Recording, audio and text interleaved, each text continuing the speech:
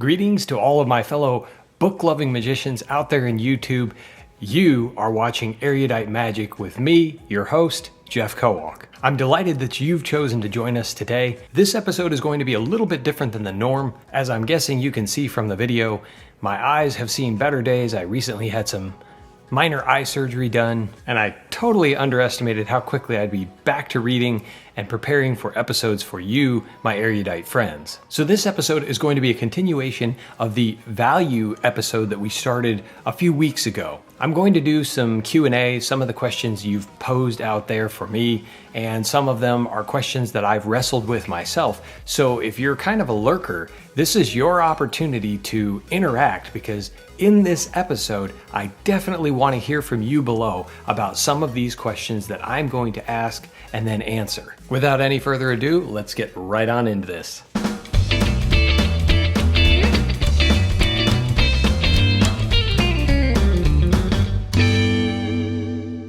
So question number one is, what do you think about limited releases? As you've heard me talk about, if you've watched my channel for any length of time, I'm not a big fan of limited releases.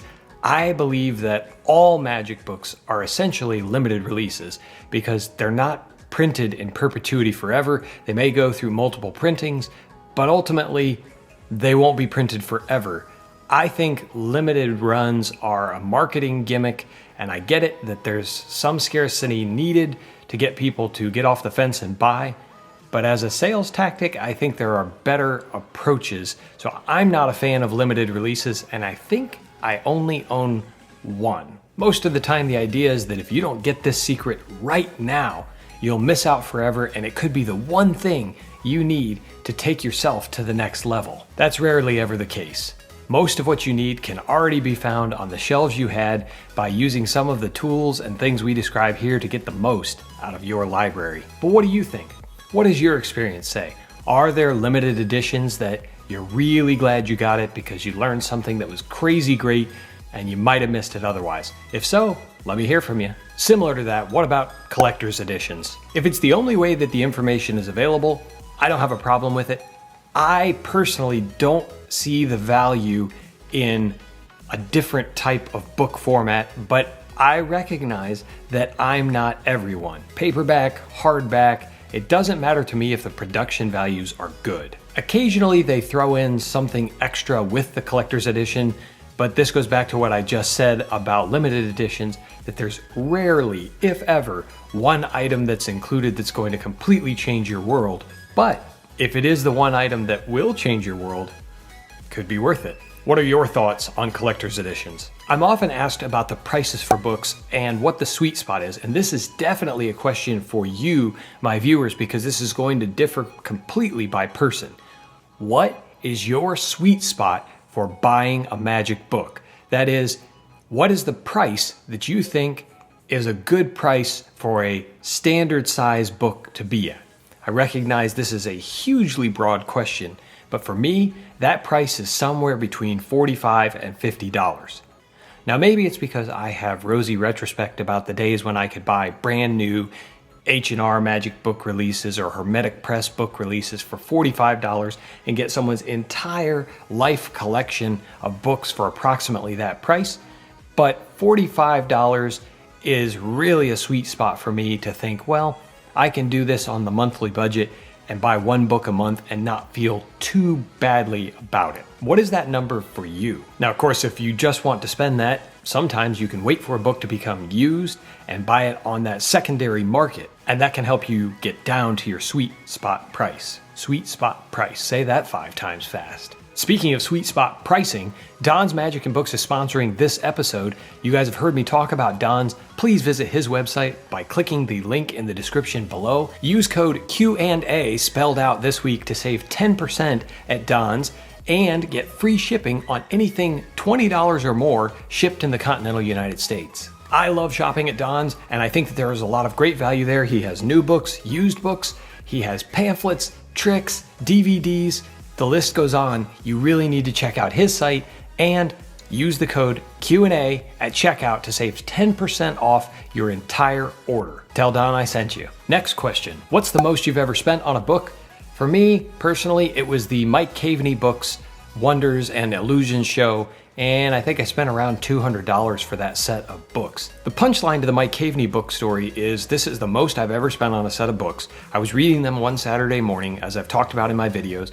My family and I went out that day to do some hiking, and the ceiling leaked in our apartment, and it leaked in one spot in the house directly on top of the Mike Caveney books. Now, they dried out, they're fine, there's nothing wrong with them. It's just really ironic that the most expensive book I ever bought, the house decided to leak on it. What's the most underrated book in my collection? Personally, I think it's The Card Magic of Nick Trost. You've heard me talk it up here. I don't hear a lot of other people talking about this book, partly because it's out of print. It was available as an ebook for a little while, and the rights have been purchased by another company. I would love to help make that a reality to get that reprinted. So if you know someone who owns the rights to The Card Magic of Nick Trost, have them drop me a line because I'd like to talk to them about it. But it has so much great stuff. It of course has packet card tricks because Nick was known for that. It's got ESP card tricks, full decks, stacks, gaffs, the whole 9 yards. It is a great book, chock full of tremendous magic. What is the book that I have the most value that's an expensive book? I would say it is The Secret Ways of Al Baker. I think the book marketed for $150 originally. I got it for like $75 used years ago, and now copies are selling north of $300, I think I've seen. But I love Al Baker, and I think that it's amazing to have all of his books put into one with so much extra information about his background, his interaction with other magicians, photos from his past, all for $75, and I can learn from one of the true masters of magic. So for me, that has probably some of the highest value of any of my expensive books. My favorite inexpensive book value is probably Practical Mental Effects by Ted Anneman, or published posthumously by his friends. I think that it's a great value for anyone starting out because it has so much magic, not just with playing cards, but with other objects. And even though it's mental effects, I think anybody could pick this book up and be performing some great magic using all kinds of objects, including playing cards. Another question that I need to know from you guys, what do you have to get out of a book to make it worth it? For me, when I read a book, and especially a card magic book, I like it that so many things are transferable. If you learn a sleight or a way of doing things, you can usually take that idea and put it over into another effect that could use a similar idea.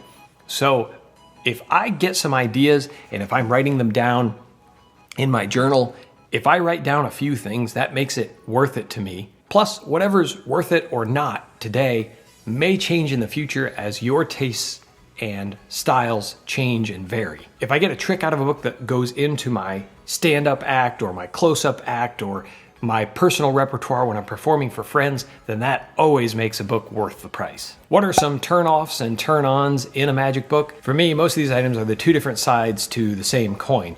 Turn-ons for me are rich crediting, a bibliography, further reading, some history about the effect, all the little details that make the trick work, and walking you through the whys and the iterations. To me, that's gold, and I love that. But especially on the crediting and the further reading, or where this trick came from, that rich crediting history. The turn-offs are lazy crediting, where people say, I don't know, this has been around forever, or you can tell that this is someone else's trick, but they don't even seem like they've ever even heard of that person's trick. That's just lazy, and that's a real turn-off for me in a magic book. What about you? What do you find you really like to find in a magic book, or things that turn you off if you find them in a magic book? What about ebooks, Jeff? Well, if you're watching this channel, you have a pretty good idea of what I'm going to say about ebooks. I get it based on what I said about collector's editions and things like that. Format shouldn't matter too much.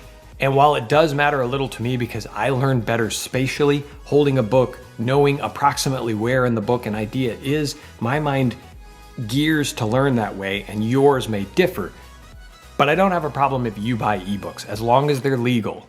Ebooks can be incredibly convenient. You can have all of your books in one place, so I get it. It's just, I really like the smell and the feel of a book, being in its presence and knowing that it isn't just some facsimile, that this is the real deal. Well guys, I know this was a shorter episode. I will be returning very soon with full-length episodes, reviewing more books, talking about ideas around books. And of course, if there are things that you want to hear about, don't be afraid to drop a comment, send me a note, or send me an email. All of my information is available, so please let me hear from you. As far as the questions in this episode, please pick a few, drop some comments down below, and let me hear from you, especially if you disagree with me or have an alternate opinion. I'd love to hear from you. As always, I truly appreciate you watching, and until next time, keep reading.